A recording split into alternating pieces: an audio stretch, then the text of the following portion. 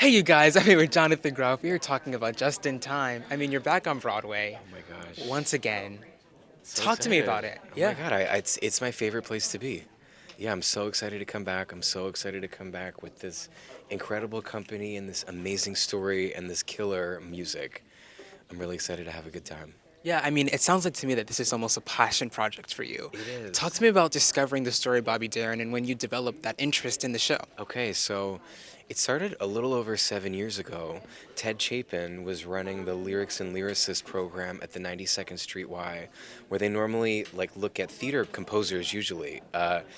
But he became fascinated by the pop singer Bobby Darin because he learned that Bobby Darin actually wrote a lot of his own music, like the song Splish Splash, I Was Taking a Bath that Bobby performed, that was his first big hit. He also wrote that song Yeah. and many, many songs throughout his career. So Ted was interested in investigating what his artistry was like as a songwriter.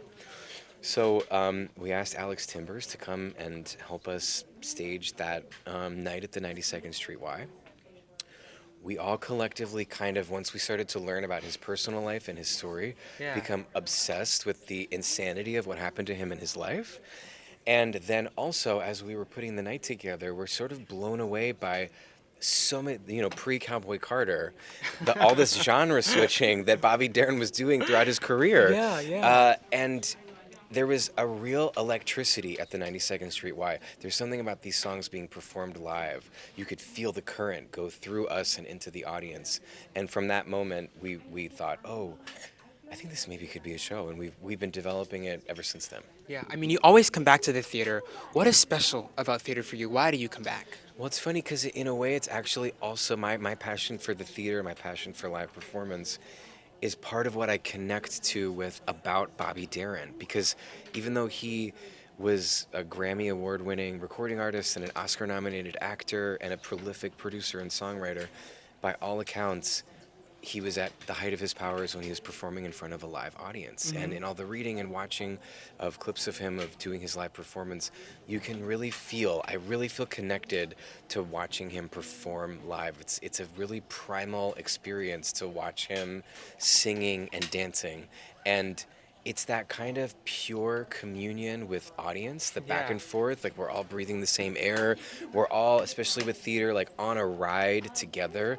It's like drugs for me. I'm really truly addicted to it. And Yeah. it felt like the best way to honor Bobby Darin's life story was to tell it in front of a live audience, to do it as a piece of theater because of that connection that he has with the audience and with live performance. I went down this rabbit hole through Bobby Darin's life, and I just said, oh my gosh, this guy experienced so much. He did. I mean, what has that been like researching him and also just, creating his story in this musical? Yeah, I think the sort of like most essential driving force of his life in all of the research that we've done is that, he was born with a weak heart. He had rheumatic fever from when he was 8.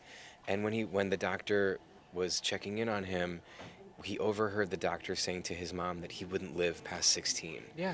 He ends up making it to 37, still dying quite young, but that time from 16 to 37 for him felt like borrowed time. And it's one of the things that's so inspiring about him as a person and a performer is his ambition to do as much as possible as quickly as he possibly could do it because he felt like his life was under a ticking clock. I mean, we're all under a ticking clock. We're all a ticking clock. yeah, so there's something actually quite universal about what he was experiencing. It was just his was extremely heightened because he was said he wouldn't make it past 16. So I think that's one of the things about his life that's essential and inspiring.